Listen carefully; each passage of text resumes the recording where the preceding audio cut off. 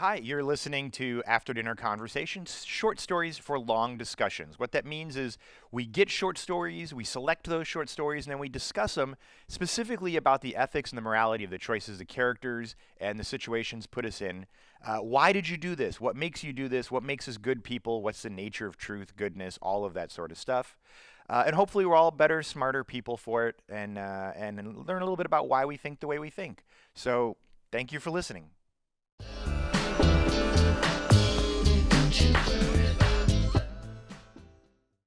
Hi, and welcome back once again to After Dinner Conversations, short stories for long discussions, where we talk about short stories and what the ethics and the morality and the philosophy behind them are, and we kind of learn about each other as well, which is kind of fun.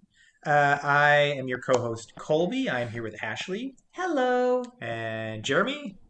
Hi. And Sarah. Hi. How many of these have you done now, Sarah? Like 10? It's getting to be quite a few. Yeah. I feel like you're an expert now. Maybe. Yeah. We have what is almost the end of season 3. I think we have one more we're probably going to do, and this will be season 3.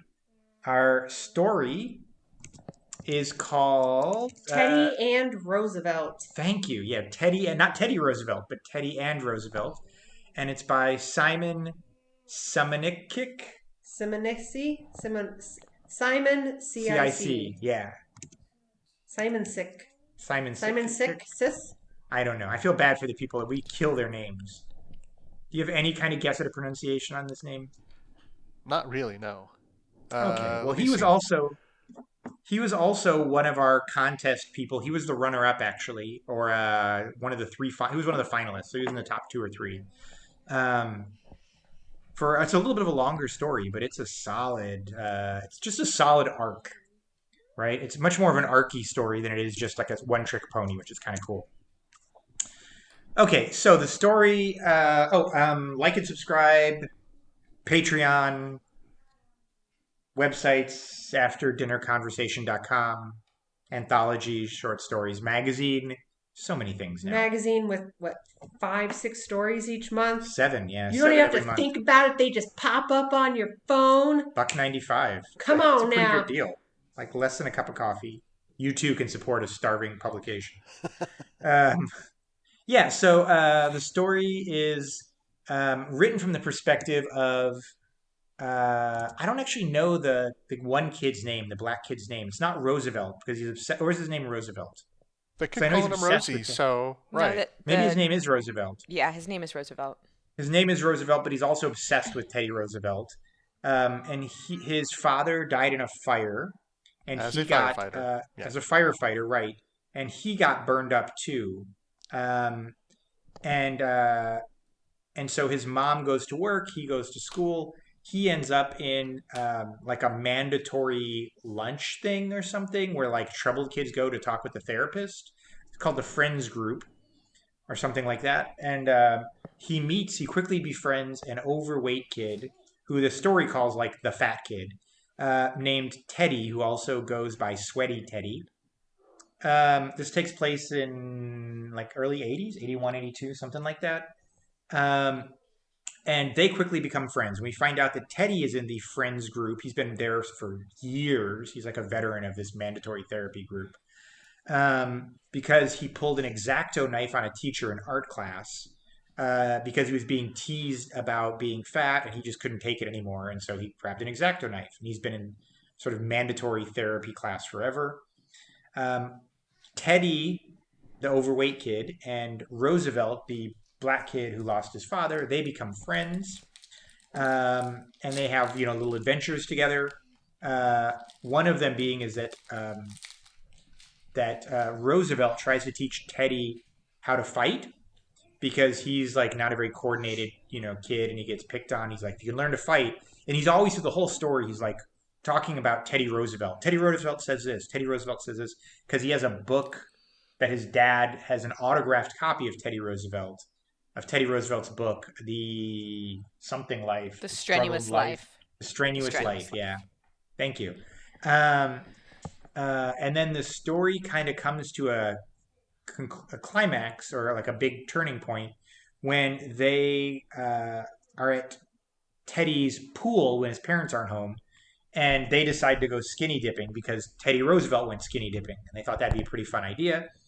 The brother comes home and catches him skinny dipping. Uh, and then that goes all around the rumor mill that they're like two gay kids in the pool together, and so they immediately get ostracized, and they become pariahs because it's like 1981, 1982, and it's like a big AIDS HIV scare at the time, and so they really don't talk to each other anymore because they're like so pushed aside and like so ostracized by the school. They just don't want to make things worse. Right, for they don't themselves. want to make things worse, right? And Sweaty Teddy, gets put in the hospital, and we find out that the reason he's put in the hospital is because his dad hit him a bunch and hospitalized him, not because he was naked in the pool, but because there was a black kid in the pool with him. And so there's like racism things going on there too. And so the end of the year... And his dad's a cop, by the way. Oh, yeah, that's right. His dad's a cop. So they're living in this community... In Detroit that's kind of like this island where all the police families live. Right. Yet all of the children of these police officers, again, they wanted to be away from crime, but all the kids of all these police officers, like they're smoking on the street corner. They're listening to like quote unquote bad music that's like condemned and anyway. Yeah, that's right. Because all the police officers it's required that they live in the city, but they don't want to live in Detroit, so they all just created their own little cop community. Correct. Yeah, I wonder if that really happens. By the way, I bet it does. And so at the end of the school year, they are forced to fight. Like everyone sort of grabs him and pushes him into a circle and yells like "fight, fight, fight!" And so Roosevelt's leaving because this is his last... Roosevelt's leaving. He's going to a different school. He's changing schools, right? Yeah. And so Roosevelt decides, since he's changing schools... He has an out, if you will, right. of this perpetual torment. Right. He can go in as anonymous in a new school. Right. And so he basically like sets himself up and makes him so that he loses the fight. He gets punched once really hard, and consequently Teddy becomes like the cooler of the two, sort of, I guess, because Roosevelt takes the punch. Even though obviously he very easily could have beat up Teddy. And that's the end of the story, is that he sort of sacrificed himself for his friend because his friend needed it more than he did. So there we go. I will tell you, so this was almost our winner. And the only reason it wasn't the winner, because I think it's a very, it has a very good arc, like a beginning, middle, and end sort of arc. It just didn't have quite all of the ethical issues in it that I think the Waiting Room had. But I would be curious to hear if you guys agree or disagree with that. Because obviously it has a bunch. But I don't know. What'd you guys think? Yeah, I thought it was a really good story, and it touches on a lot of interesting issues, but it doesn't, it doesn't focus on any one, it seems like. It's not like a one-trick pony, yeah. Right. Well, it isn't a one-trick pony in that sense. Right. But it doesn't really focus on any one specific issue. It's talking about a lot of issues in 1980s Detroit, which is, it's complex. There's a lot going on. Yeah. It feels like a real world. Absolutely. Yeah. Yeah. I totally cried when I read this the first time. I can't lie. I cry easy, but this one totally made me cry. Ashley's just smiling. She's like, "Oh, I know you cry easy." There were two moments that did it for me. Yeah. First, when they're at the pool, the first Roosevelt takes off his shirt and he's covered in scars, and Teddy's looking at him and he's like, "Yeah, go ahead and touch. Like this is what all the burns. 40% of his burns on his body. Correct, because the fire that he obviously lost his dad in, and what was it? The way he talked about them is like, it protects my heart. You can touch them; they protect my heart." And then Teddy takes off his shirt and he sees all the stretch marks. And he's like, what does he say? You can touch them; they protect my fat. Yes.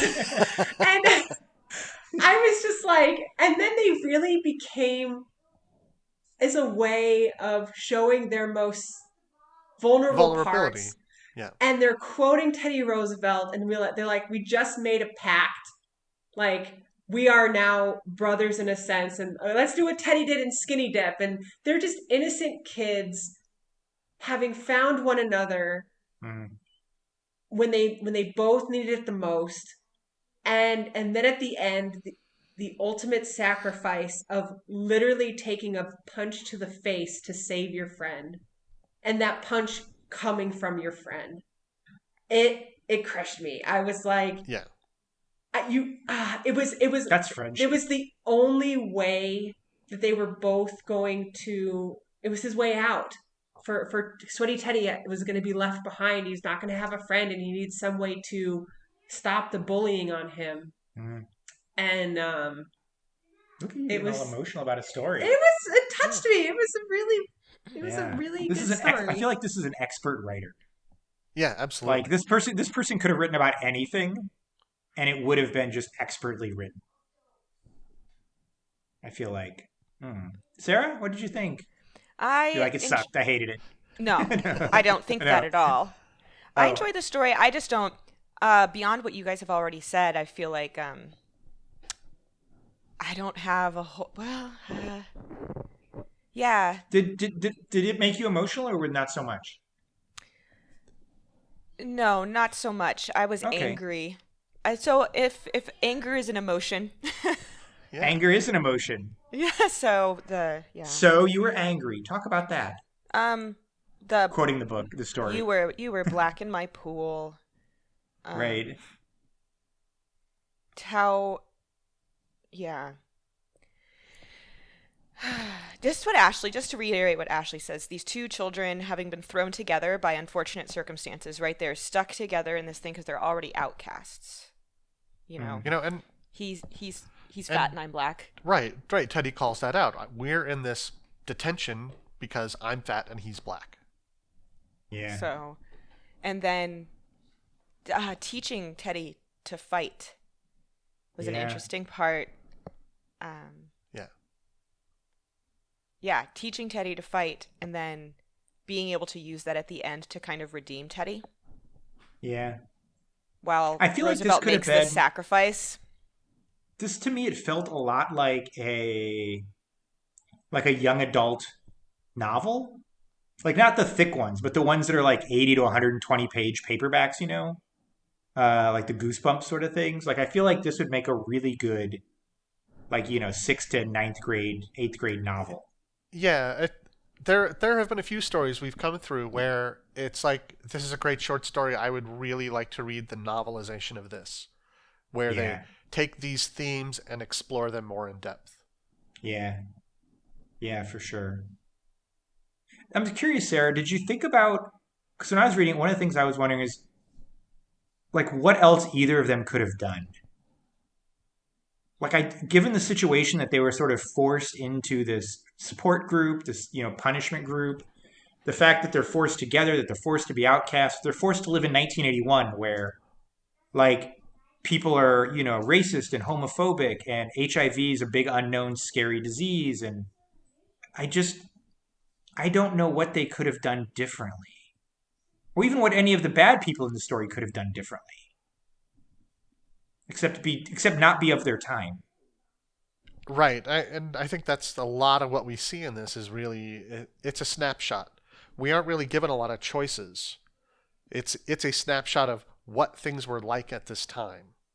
Yeah. If that makes sense. Oh, another thing that made me furious was the hospital scene. What do you mean? Like the child being beaten up badly enough by his cop dad to be in the hospital. And there's no right. And that's just that's how you're supposed to handle this kind of behavior. Right. And didn't they mention at one point that his brother got a broken arm from his dad too? Yeah. But they never said that his dad gave it to him. It was never. What did it for me is when he says they were kind of having a moment together, and he says, "I got why he ended up stabbing, why Sweaty Teddy stabbed the kid in the first place." He goes, "I got so tired of being the fat kid. I just wanted to be something else. You ever feel that way?" And they go on and they're playing pretend, right? Just like normal kids do. And their shining star, their guiding star in this is all of the quotes from Teddy Roosevelt. Mm. And that was actually one of your questions, is like, is it good? Is it a good idea for these kids to have such a, especially Roosevelt, to have such this relationship and be so obsessed? To a character who's sort of fictional at this point because he's been dead for so long. Yeah. And it's a fictionalized character. And there's the emotional attachment with the quotes to Teddy, to his father, because it was his father's book and his father. Yeah. And I'm like, you know what? If this is all the kids really have, I'm okay with it. Like, yeah, they might be blowing it out of proportion and what have you, but there could be worse idols out there. Yeah. And for them to intertwine that into their kind of make-believe world, trying to escape, trying to be something else. If you want to be someone that,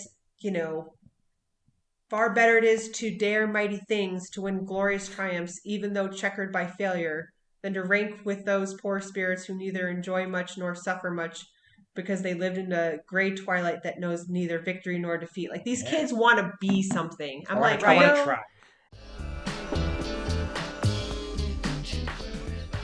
Hi, this is Colby, and you are listening to After Dinner Conversation, short stories for long discussions. But you already knew that, didn't you? If you'd like to support what we do at After Dinner Conversation, head on over to our Patreon page at patreon.com/After Dinner Conversation. That's right, for as little as $5 a month, you can support thoughtful conversations like the one you're listening to. And as an added incentive for being a Patreon supporter, you'll get early access to new short stories and ad-free podcasts, meaning you'll never have to listen to this blurb again. At higher levels of support, you'll be able to vote on which short stories become podcast discussions, and you'll even be able to submit questions for us to discuss during these podcasts. Thank you for listening, and thank you for being the kind of person that supports thoughtful discussion.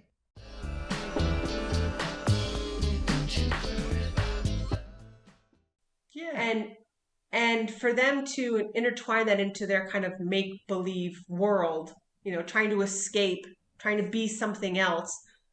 If you want to be someone that, far better it is to dare mighty things, to win glorious triumphs, even though checkered by failure, than to rank with those poor spirits who neither enjoy much nor suffer much, because they lived in a gray twilight that knows neither victory nor defeat. Like, these kids want to be something. I want to try. And that's another thing that's really sad and angering about it, is the loss of that. It seemed like they were doing so well. They were on this upward trajectory. They had found this common thing that they could hang on to in the absence of what seemed like real guidance in their lives, period, because from parents, there was nobody around for either of them. Right, for one reason or another. Yeah, even their therapist was relatively useless. Yeah, repeating back to them. And so they found this thing, and it seemed like they were doing so well. And that's one of the geniuses of this type of writing is the author will just yank that rug right out from under you, won't they? And you're just like, oh. Yeah. And you kind of get paranoid about it when things start to go well.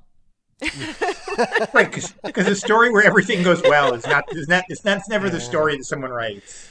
But the loss of that kind of living philosophy that Roosevelt was developing, like he really had that, and then he's like, it was all garbage anyways. Yeah. But it wasn't. That was actually really hard for me. The fact, in my mind, I just believed he eventually came back to Teddy Roosevelt as a role model. Right. Totally. But you're right. It's heartbreaking to be like, it's all stupid. And maybe the fight when he's. Or when he quotes him at the end. And when he quotes him at the end and kind of like sacrifices himself in a way to save his friend, maybe that's him coming back around to it. Right. So I found it interesting in that he sacrifices himself to his friend.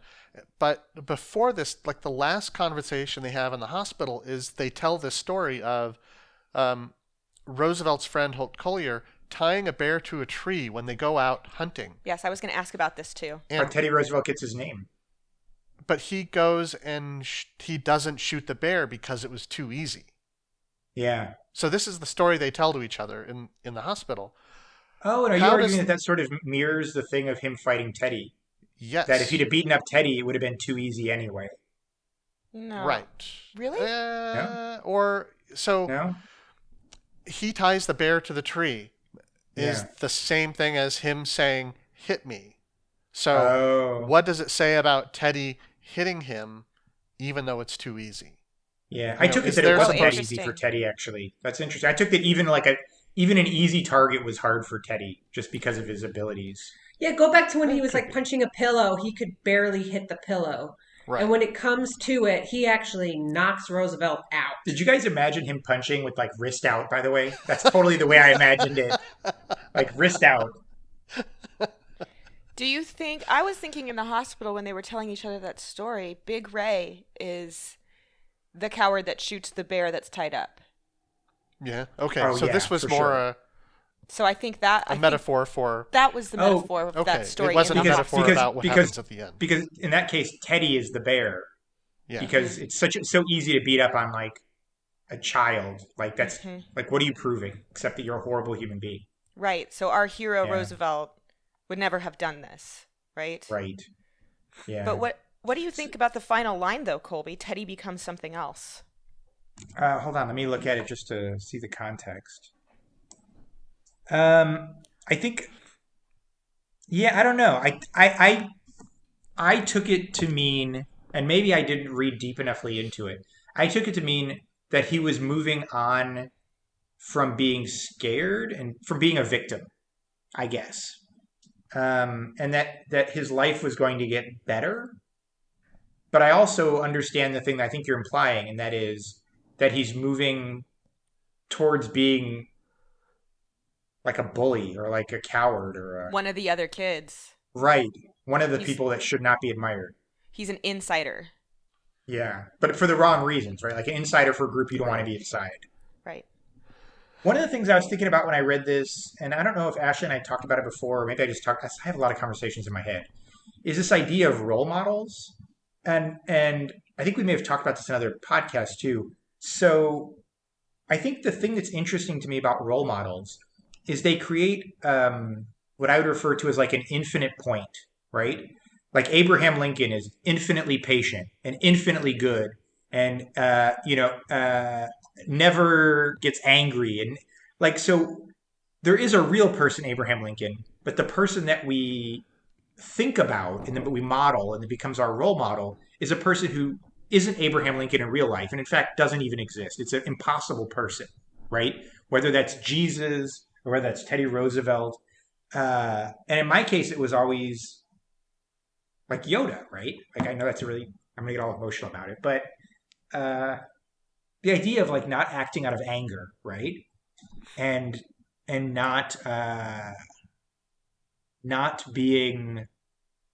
not letting aggression ever be the basis of your choice. Surely at some point Yoda lost his temper as well. Maybe not. But and I just think it's interesting how there's this. You could even go back to like Greeks or Romans or like anything. There's this idea of storytelling, and every time we do storytelling as a culture, we always do storytelling about an idealized version of the best version of our society, right?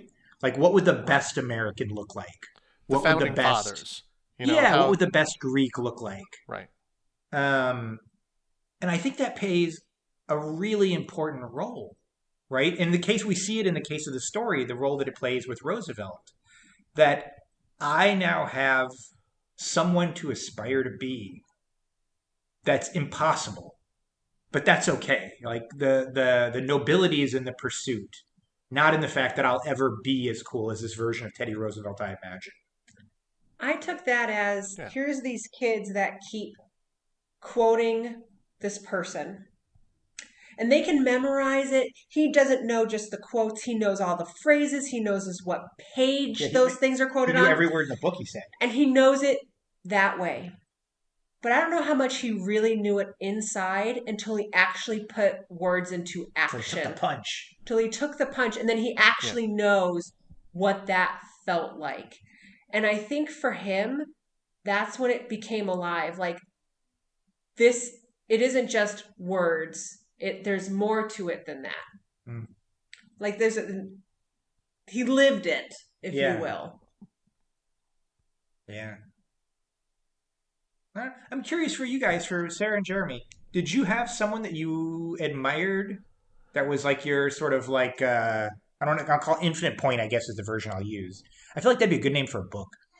Uh, but yeah, someone that you're like, yeah, what would so and so do, or something like that. I know sometimes it's parents. That's a good but question. I don't remember having role models in that way, in a Yeah. behavior sense. Like I want to aspire to be good like this person. Okay.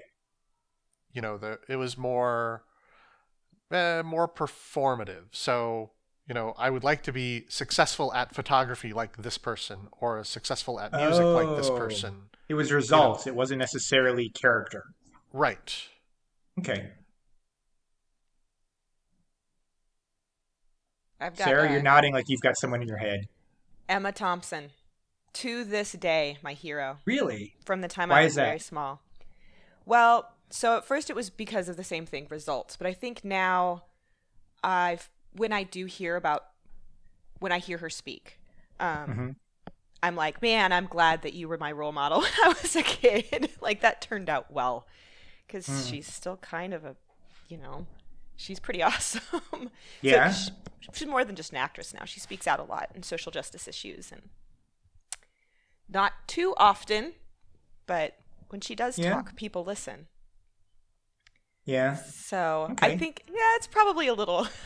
Emma Thompson is pretty. I don't know. Nobody would have known who she was when I was a kid, other than me, because I was obsessed with Kenneth Branagh films, and I thought I was going to be a fantastic Shakespearean actress when I grew up. So There you go. yeah, much ado Ashley? about nothing. I liked that movie. Yep. Ashley, did you have a role model that you aspired to be as good as? I kind of like Jeremy. I wanted to get to the same level of success as somebody else, but I never wanted to be that person. I never wanted to act and talk and those Okay. sort of things. However, as I've gotten older, I do greatly admire and respect my parents, Mm. that I do go to them for guidance and to help me with making a decision. Actually, I've kind of You always think to done. yourself like you think to yourself like, what would my dad do? Yeah, but then I go and I talk to him, You tell me what Like- to do.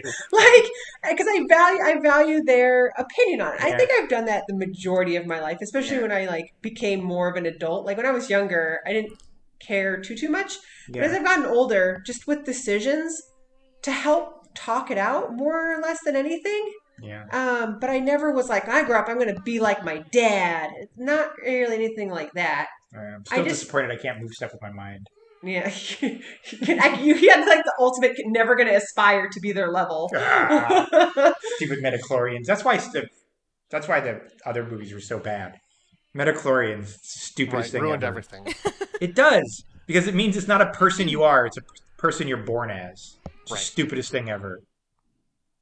All right, so let me ask a couple of the questions that we've got here. So one of them says, the first Roosevelt quote in the narration reads, "Far better it is to dare mighty things, to win glorious triumphs, even though checkered by failure, than to rank with those poor spirits who neither enjoy much nor suffer much, because they live in the great twilight that knows neither victory or defeat." Yes or no? Yes. Yes? I would say yes. I think there's a lot of research that backs this up as well, where it's better to, you have to try things and fail to be successful. Yeah. Your anti-participation ribbon, is that what you're telling me, Jeremy? No, I don't think that it's the ribbon that matters. It's the doing things and failing, Okay. and learning from that failure. Then to the not ribbon- try at all. Yeah, exactly. Same, Sarah? I think that it's a personality trait, for sure. Yeah. I think that But isn't it so... some people Yeah. are very, very content to live in that gray twilight. You know, they don't feel the need to take risks or feel a desire for great triumph. I feel it's really hard sometimes. So when you have a great failure, it's hard to tell yourself in that moment, yeah, this is life too. Like, this is also the beauty of life. Like, right now, this failure is the cool part. Just like the this triumph is where part. you grow. This is when I'm Right. growing the most. Really hard to swallow. Yeah. Yeah. I got a lot of ice shirts I'm still trying to sell. Another one I've got is before they go swimming, the narrator cites the Roosevelt quote, "In any moment of decision, the best thing you can do is the right thing. The worst thing you can do is nothing." Agree? Disagree? Agree. There's a lot of good Roosevelt quotes. You agree, Yeah, Sarah? definitely. Oh yeah. The worst thing you can do is nothing, because okay, I think this quote is interesting because even if you do the wrong thing, it's better than having done nothing at all. Because now you at least know what the wrong thing is. Yes. Again, whether succeeding or failing, you've made a choice to do something as opposed to doing nothing. Yeah. You got kids in the background. This is how you get kids, by the way, by doing something instead of nothing. That's how you end up with children. I would like to add on to that. How many times have we been in a situation where it's like, oh, I need to go and do this, but you don't. Put it off. You see somebody that needs help, or you see somebody that's in trouble, or you're just like, I can't handle this right now. How many times does that happen? Yeah, You it's know, definitely happened. we want to believe that we're like all and mighty and we follow this gold star, but we oftentimes fall short in those aspects. Sometimes it's just hard. You're just tired. And I would argue that sometimes nothing is the best course, but I think we're thinking in terms of like I like even the quote before about daring mighty things. We're thinking really idealized here. Like that's in true. really extreme situations. So if you're like having a spat with a friend, sometimes it's best to do nothing. Just like go for let a it walk. go. Yeah. Yeah. Exactly. Yeah, that's Yeah. true. So I think we're getting awfully close to this whole Pirates of the Caribbean. Sometimes the right thing to do is an act of piracy. I don't know. There's a thing at the end. Oh, I don't remember that. I'd have to go back and look it up, but I know there was a whole thing about what was doing right and piracy was always wrong. But in the end, that governor's like, sometimes the right thing to do is an act of piracy. Yeah. Isn't that Firefly episode? You got to break the law, but you end up being the good guys. To be the real good guys, sometimes you got to bend the rules a little bit. Yeah. I don't know. I feel like that was Firefly somewhere. I don't know. I think this is also a very Western. I'm just totally stereotyping, but I think it's a very Western view. Is that there's something about, maybe it's part of the American culture, that like we believe that it's always better to try, and that it's always better to succeed or fail. That it's that that doing like we want to be an active people. We want to be an active controller of our fate, an active. Like I'd be curious to know if other cultures share our sort of zealous enthusiasm for boldness, even sometimes foolish boldness, right? Right. I don't know. But it certainly is the sort of hallmark of our culture, it seems. Yeah, I would agree with that. And it would be interesting to look at different cultures around this kind of idea and see, what those differences are. Yeah. Yeah, I don't know. I feel like there's, like I said, it's a great story. I'm not sure there's as much to maybe debate and discuss because it ties up such an easy package. But I sure hope he turns it into a book. That'd be cool. So what do you think happens to Teddy? I mean, he got this monkey off his back. He still has a father who's potentially still sees him as being homosexual, gay. Yeah. And he has an older brother who's Also headed down abusive, the wrong path. Right. His mother's never home. I mean, what happens to this poor kid? He sits into a therapy office every day with not getting any quote unquote help. Just she sits there and writes on a pad of paper. In the best case, he overcomes it. I think he's got to sit the bench until he gets out of the house. Like until he gets out of the house, like life is just gonna suck. Like you just want to be like that. This is the kid where you're like, it gets better, right? I'd like to point out that in a way, Roosevelt kind of saved Teddy, and Teddy Roosevelt saved Roosevelt. Yeah. So they each became each other's kind of shining star and kind of a something to grasp onto to help them. For Roosevelt, it's quoting Teddy Roosevelt gets him through the hard times. And then for Teddy, it's him utilizing, Roosevelt as a helper to get him through those times. Yeah. I think that's part of the idea, though, of having a hero, right? Like having this infinite point type person is because it gives you, whether it's Jesus or whether it's, whatever, Yoda, it gives you the idea of being like, you know what? Like, I am sad or I'm confused or I'm frustrated or I'm whatever.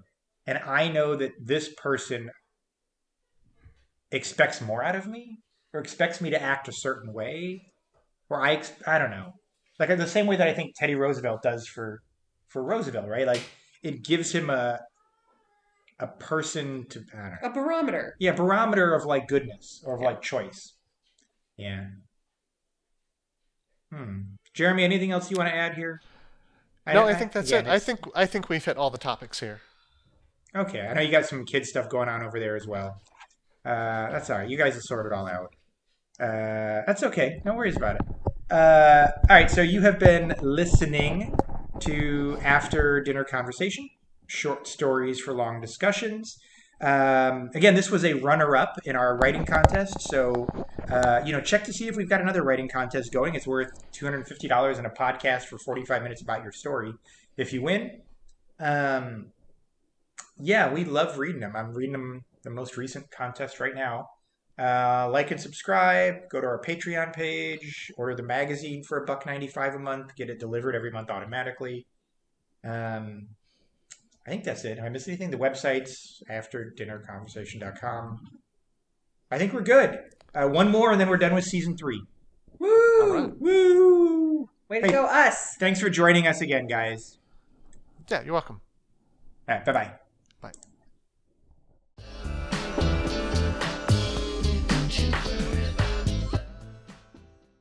If you've enjoyed listening to this, please like and subscribe. It helps us out a ton. The vast majority of people haven't liked and subscribed, which means maybe it shows up in your algorithm, maybe it doesn't. So don't leave that to chance. Just go ahead and hit that button, and we'd sure appreciate that. And that way we can keep doing what we're doing, and you're not left to the whims of some algorithm. Thanks.